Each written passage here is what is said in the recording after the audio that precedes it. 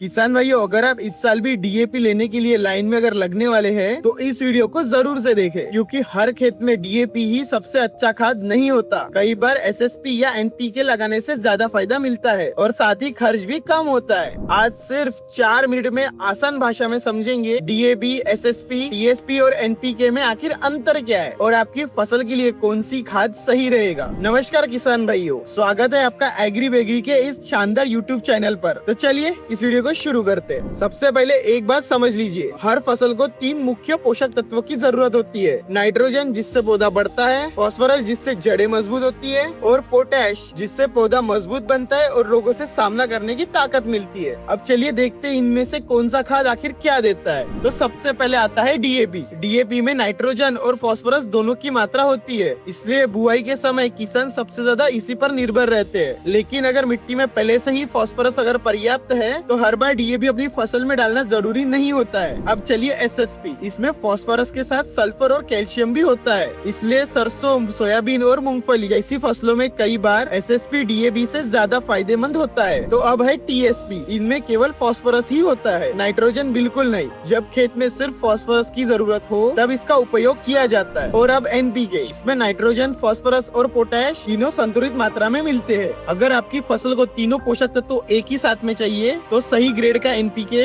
कई बार डीएपी से अच्छा विकल्प माना जाता है। अब आएगा सबसे बड़ा सवाल, डीएपी की जगह आखिर हम क्या डालें? इसका जवाब एक ही नहीं है। अगर सल्फर की कमी है तो एसएसपी अच्छा रहेगा, अगर सिर्फ फास्फोरस चाहिए तो टीएसपी अच्छा रहेगा, और अगर तीनों पोषक तत्व चाहिए तो एनपीके एक अच्छा विकल्प हो सकता है। यानी डीएपी का विकल्प आपकी फसल पर निर्भर करता है। किसान भाइयों, आखिर इसमें सबसे बड़ी गलती आखिर क्या है? बिना मिट्टी जांच कराए हर साल एक ही एक खाद डाल देना। अगर जरूरत से ज्यादा फसल में फास्फोरस अगर डालोगे तो फायदा बिल्कुल भी नहीं होगा, बल्कि इससे पैसे की बर्बादी होगी। इसलिए जहाँ संभव हो मिट्टी की जांच अवश्य करवाए और उसी के अनुरूप खाद दे। अगर आपने सही खाद का चुनाव किया तो लागत भी कम होगी और उत्पादन भी आपको काफी हद तक बेहतर मिलेगा। अगर यह जानकारी आपके काम आई हो तो इस वीडियो को लाइक अवश्य करें और हमें कमेंट में जरूर बताएं कि इस साल आप डीएपी डालोगे या फिर उसका कोई दूसरा विकल्प। ऐसी ही खेती से जुड़ी जानकारी के लिए एग्री बेगरी के इस चैनल को सब्सक्राइब करना ना भूले। धन्यवाद।